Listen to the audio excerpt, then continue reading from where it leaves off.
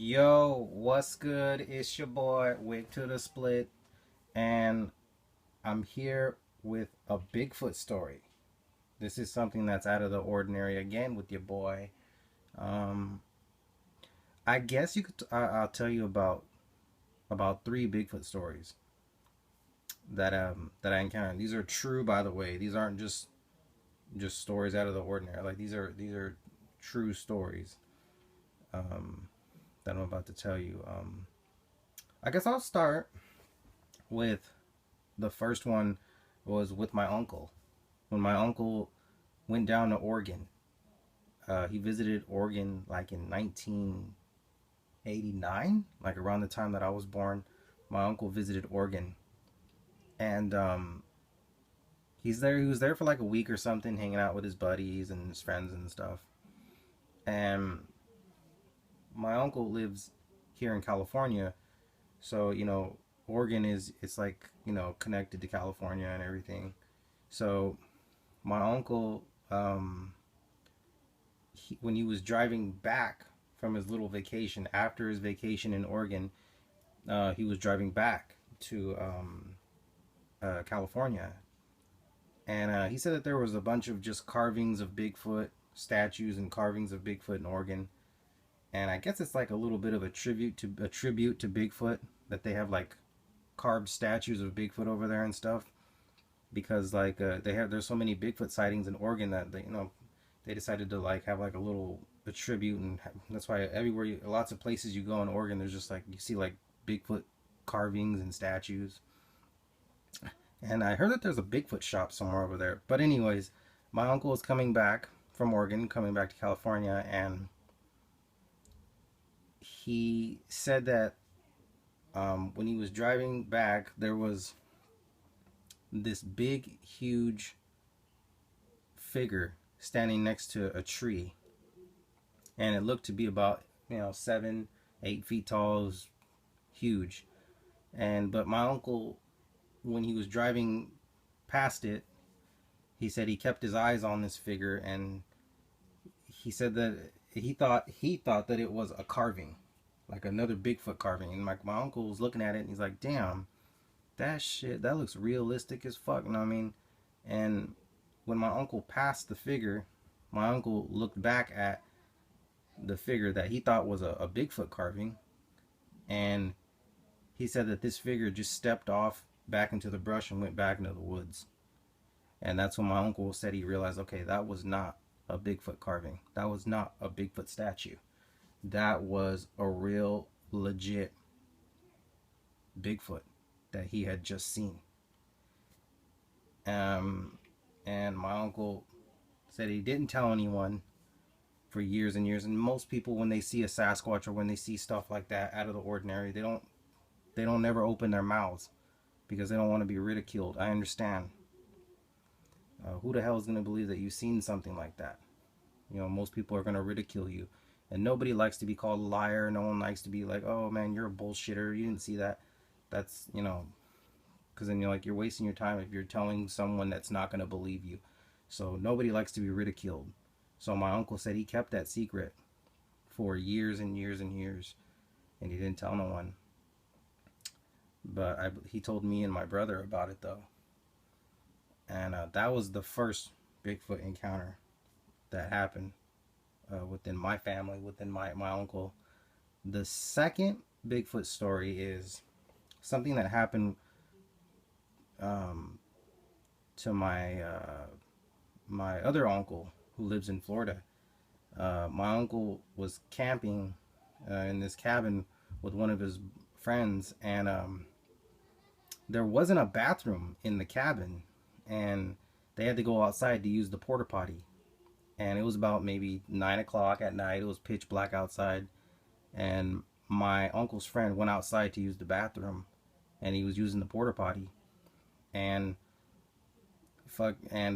he said he heard something walking around the porta potty, and my uncle's friend thought it was my uncle. I mean, and my uncle's friend was like, "Yo, man, that ain't cool if you're fucking around out there." And my uncle's friend said that he heard like a grunt, like, like something out of the ordinary, something you'd probably hear a gorilla do.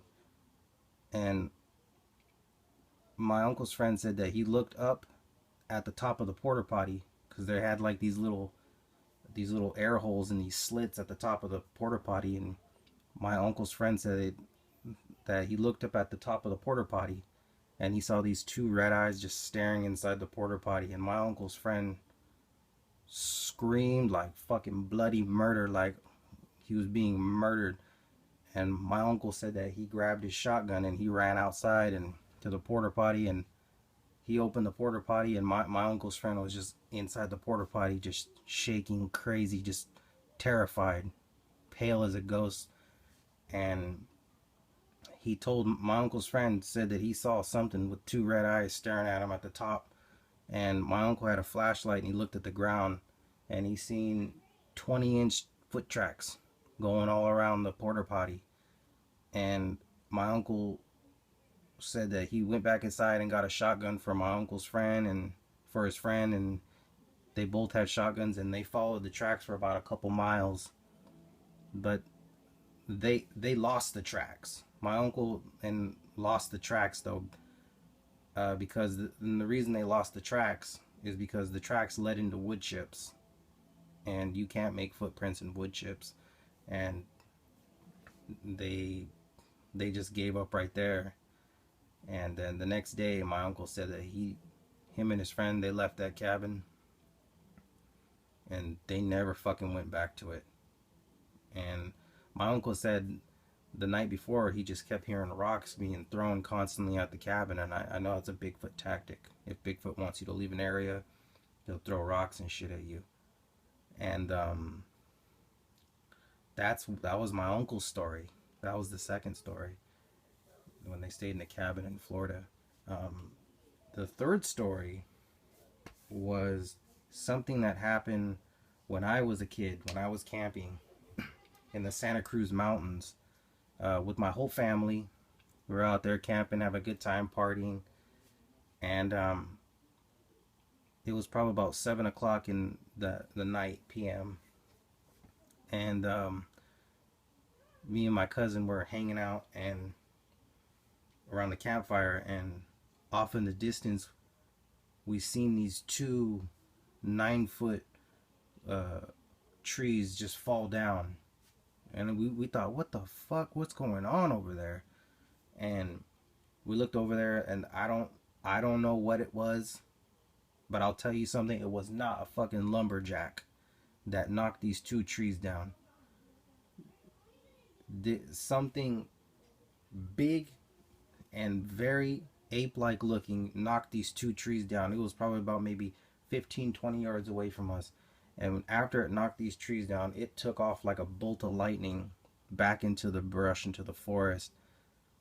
And I could tell by the way that it looked, that was not no fucking lumberjack, that was not no, tree chopper, whatever you call it. That was my encounter over in the Santa Cruz Mountains when I was a kid. And I noticed that before the encounter, before the trees were knocked down, I noticed that I smelled a horrible odor, very horrible odor, like like roadkill mixed in a whole bunch of damn nasty rotten garbage. And I heard that Bigfoot has an odor like that, and I could tell you that's very true, because before I seen the Sasquatch, I smelled a horrible odor, and I noticed that after this thing ran away after knocking the trees down, I noticed that the odor went away. But that was my Bigfoot encounter when I was a kid. Bigfoot, Loch Ness Monster, the Jersey Devil, the abominable snowman. I'm just as curious as the next person to know if these animals, if these creatures are real, because most people believe in them, and I could tell you honestly, I believe in them. But those are my Bigfoot stories. But you guys leave a comment in the bottom and subscribe.